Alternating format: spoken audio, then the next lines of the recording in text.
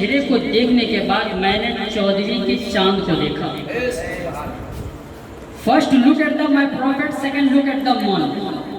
پہلے حضور کے چہرے کو دیکھا, پھر چاند کو دیکھا. کبھی حضور کے چہرے کو, کبھی 14ویں کے چاند کو. کبھی نظر پڑتی ہے حضور کے چہرے کے اوپر تو کبھی نظر جا رہی ہے 14ویں چاند کی طرف. اللہ اکبر کبیرہ. حضرت ابو ہریرہ فرماتے ہیں فَإِذَا هُوَ أَحْسَنُ عِنْدَ مِنَ الْقَمْرِ, تو حضور کا چہرہ مجھے ایسا نظر آیا جیسے کہ انسان کی اگر مثال دو, چاند کی طرف اگر مثال دو تو چاند پہ تو داغ ہے, پر حضور کا چہرہ اتنا صاف ہے. جب اسی طرف کوئی شاعر انداز میں اشارہ فرماتے ہیں تو کہتے ہیں چاند سے تشبیہ دینا یہ بھی کیا انصاف ہے. ارے چاند پہ تو داغ ہے پر حضور کا چہرہ صاف ہے. چاند پہ تو داغ ہے پر حضور کا چہرہ صاف ہے. آئیے اسی نبی والے نبی پر جھوم جھوم کر درود پاک پڑھیں. اللہ رب محمد بارک وسلم صلی اللہ علیہ وسلم وسلام علیکہ یا رسول اللہ صلی اللہ علیہ وسلم.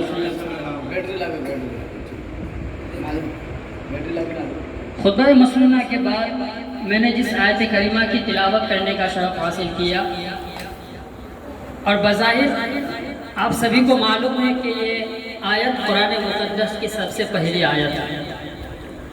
حضور صلی اللہ علیہ وسلم جب غار شور میں تھے, غار حرا میں تھے, حضرت جبریل امین وحی لے کر آتے اور کہتے ہیں یا رسول اللہ اقرا, اور اقرا کا مطلب ہوتا ہے پڑھیے. اور جب حضور صلی اللہ علیہ وسلم سے کہا گیا کہ یا رسول اللہ اقرا, تو حضور صلی اللہ علیہ وسلم اقرا پڑھنے کے بجائے کہتے ہیں ما انا بقاری, میں نہیں پڑھتا. حضرت جبریل امین کہتے ہیں پھر اقرا, حضور صلی اللہ علیہ وسلم کہتے ہیں ما انا بقاری, میں نہیں پڑھتا. پھر حضرت جبریل امین کہتے ہیں اقرا کہ پڑھیے, حضور صلی اللہ علیہ وسلم کچھ بھی نہیں پڑھتے. حضرت جبریل امین پوری کی پوری آیت پڑھ ڈالتے کہ اقرا بسم ربک الذی خلق, یا رسول اللہ اللہ کے نام سے پڑھیے. تو تاریخ گواہ ہے کہ جب حضرت جبریل امین نے کہا یا رسول اللہ اقرا بسم ربک الذی خلق, حضور اللہ کے نام سے پڑھیے, تو حضور صلی اللہ علیہ وسلم اقرا بسم ربک الذی خلق کو پڑھا. پڑھ کر یہ ثابت کیا کہ اگر پڑھنا ہے تو رب قدیر کے نام سے پڑھو. اور یہ پڑھائی وہیں سے شروع ہوئی کہ جب حضرت جبریل آئے وحی الہی لے کر کے کہ یا رسول اللہ پڑھیے, اور حضرت جبریل کے فرمان کے مطابق, اللہ کے فرمان کے مطابق حضور صلی اللہ علیہ وسلم نے پڑھا.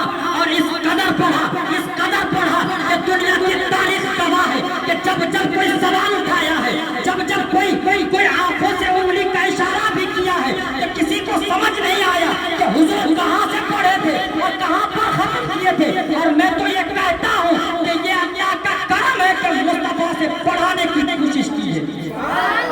یہ اللہ کا کرم ہے کہ رب نے مصطفیٰ کو پڑھایا, اور اس قدر پڑھایا کہ وہ علمہ کا معلوم تکن تعلم وکان فضل اللہ علیہ عظیما, کہ اے محبوب ہم نے آپ کو اس قدر سکھایا گویا جو آپ نہیں جانتے تھے میں نے وہ سب بھی آپ کو سکھا رہا.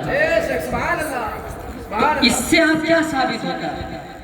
میں نے خطبہ کے بعد اس آیت کو اس لیے اٹھایا, اور اکثر و بیشتر یہ میری عادت ہے کہ اگر میں کہیں پر بھی جاؤں تو پڑھائی کے ٹاپک پہ کچھ نہ کچھ باتیں وہاں پر ضرور ہوتی ہیں کہ اپنے بچوں کو مدارس میں بھیجیے, اپنے بچوں کو مدرسے میں بھیجیے.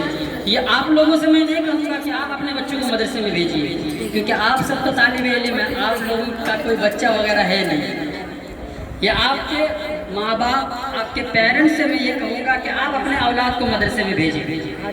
تو جب آپ کے ماں باپ نے آپ کو مدرسے میں بھیجا, ایک تو دنیا کا یہ نظام ہے, ابھی قانون یہ ہو گیا ہے کہ لوگ مدارس میں پڑھانا اپنے بچوں کو نہیں چاہتے.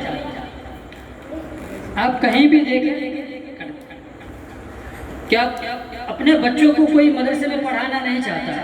دیگر جگہ میں جلسہ میلاد وغیرہ کے پرچم میں وہاں کے وائز, وہاں کے خطیب یہ کہتے ہیں کہ آپ اپنے بچوں کو مدارس میں بھیجیں. تو آپ کو ایسا کرنا ہے کہ لوگوں کو یہ دیکھ کے لگے کہ واقعی ہمارے بچوں کو مدرسے میں بھیجنا ہے، واقعی ہمارے بچوں کو مدرسے میں بھیجنا ہے۔ لوگ مدرسے میں کیوں نہیں بھیجتے اپنے بچوں کو پتہ ہے؟ ایک تو یہ ہے کہ لوگ یہ سوچتے ہیں کہ اگر ہم مدارس میں اپنے بچوں کو بھیجیں گے تو ہمارا بچہ کمائے گا، کتنا کمائے گا؟ 5,000 6,000۔ لیکن ہمیں اس قدر کرنا ہے اور اس قدر پڑھنا ہے کہ ہم 5-6 ہزار کی طرف نہیں بھاگیں۔